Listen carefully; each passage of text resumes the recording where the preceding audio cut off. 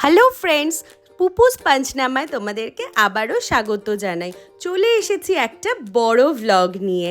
আচ্ছা, বাঙালি মানে তো দীপুদা, দীঘা, পুরী, দার্জিলিং, কিন্তু আমরা চলে এসেছি মন্দারমণি। মন্দারমণির এত কাছে থাকা সত্ত্বেও এখনও অবধি মন্দারমণি নিয়ে কোনো ভ্লগ দিইনি। ভীষণ অন্যায় হয়েছে, তাই ভাবলাম আজকে তোমাদের সাথে মন্দারমণির একটা বড় ভ্লগ শেয়ার করি। তো আমরা আজকে চলে এসেছিলাম মন্দারমণির দ্য রাথ ইনস রিসর্টে।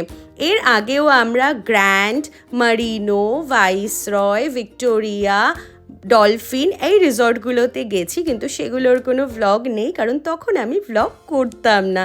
কিন্তু এবার আমি তোমাদের এই রিসর্টের রুম ভাড়া, খাওয়া দাওয়া খরচা, অ্যাম্বিয়েন্স, বিহেভিয়ার সব কিছু নিয়ে কিন্তু শেয়ার করব। তো আমরা ফার্স্টে চলে এলাম রিসেপশনে।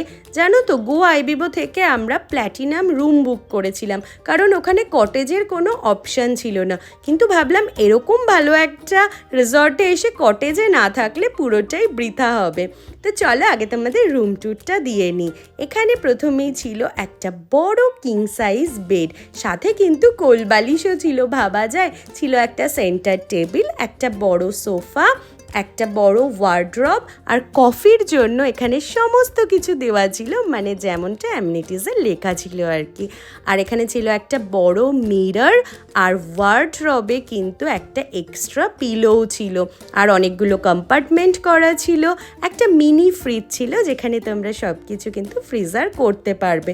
আর আমার সব থেকে ভালো লাগলো যে এখানে স্লিপারগুলো দেখো কি মজবুত স্লিপার দিয়েছে। সব জায়গায় কিন্তু বেশিরভাগ ওয়ান টাইম ইউজের স্লিপারই দেয়। তো বাথরুমটা অনেক স্পেসিয়াস ছিল, একটা বাথটাব ছিল, বড় মিরর ছিল, বেসিন ছিল, আর যা যা দেওয়া থাকে আর কি সবই ছিল। তারপর আমরা চলে গেলাম বিচে। ও হ্যাঁ, এই রিসর্টটা কিন্তু বিচের একেবারে ধারে নয়, মানে রাথিনসের আগে আরেকটা রিসর্ট আছে, ওটা ক্রস করে তোমরা বিচে চলে আসতে পারবে। তো বিচে তো জোয়ার চলছিল, ওই জন্য আমাদের ভীষণ মজা হচ্ছিল বড় বড় ঢেউ দেখে। তো চলো একটু সমুদ্রের আওয়াজটা শোনাই।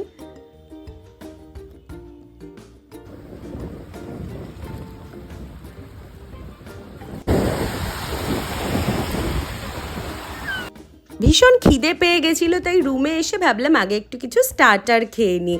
তো আমরা এখানে ভাবলাম তোমাদের সাথে একটু মেনুটাও শেয়ার করি। প্রতি কটা খাবারের দাম ভীষণ রিজনেবল, মানে এই ফিশ ফিঙ্গারটা আর এক প্লেট ড্রামস অফ হেভেন আমাদের ওই 550 টাকা মতো পড়েছিল। নিজেরা অর্ডার করেছি বলে বলছি না, ভীষণ ইয়াম্মি ছিল দুটো ডিশই কিন্তু। তারপর তো আর বাদ মানছিল না, চলে গেলাম পুলে।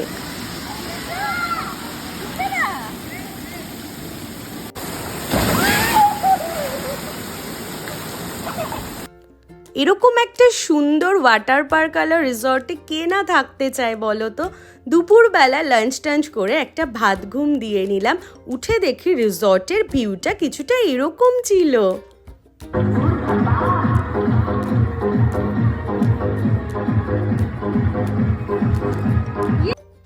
দারুণ অ্যাম্বিয়েন্স, দারুণ, এক কথায় কিন্তু এটা ফাটাফাটি রিসর্ট।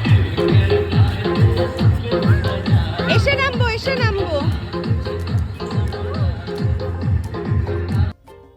আমরা ঠিকই করেছিলাম যে স্যাক থেকে কিছু খাবো না, কারণ বেকার অনেক আনহাইজেনিকও হয়, আর ওরা প্রচণ্ড দামও নিয়ে নেয় এক্সট্রা। ওই জন্য আমরা ঘরে বসেই একটা চিকেন তন্দুরি হোল প্লেট আর দুটো পমফ্রেট তন্দুরি অর্ডার করেছিলাম, যেটা কিন্তু আমাদের বিল হয়েছিল মোটে 600 টাকা। তারপর তো সমুদ্রের টানে আবারও চলে গেলাম বিচে। জল অনেকটা দূরে চলে গেছিলো বিচ, তোমরা কিন্তু রিসর্ট থেকে বেরিয়ে স্যাকও পেয়ে যাবে। আর পাশেই শের বেঙ্গল আর দেবরাজ বিচ রিসর্টও ছিল। তো সমুদ্রে আমরা বেশ 1 ঘন্টা মতো টাইম কাটালাম। আর এবার চলো তোমাদেরকে বলি যে রুমের ভাড়া, খাওয়া দাওয়া, অ্যাম্বিয়েন্স কেমন ছিল। রুমের ভাড়া কিন্তু এখানে উইদাউট ব্রেকফাস্ট 1900 টাকা ছিল।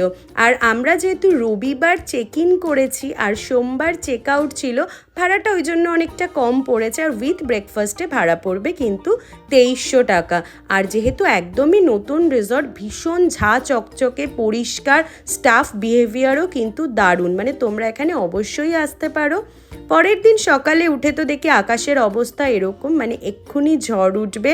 আমরা ব্রেকফাস্ট না করেই বেরিয়ে যাচ্ছি, তার কারণ দেখো অর্ধেন্দু ফর্মাল পরে রেডি। এখন বাজে সকাল 8টা। ওর পূর্ব মেদিনীপুর থেকে পশ্চিম মেদিনীপুরে যেতে হবে, ওর একটা খুব জরুরি মিটিং পড়ে গেছে। তো যাই হোক, আর আকাশের অবস্থাটাও ভালো না, আমাদের তাড়াতাড়ি বাড়ি পৌঁছাতে হবে, এই জন্য আজ এই অবধি, দেখা হবে নেক্সট ভিডিও।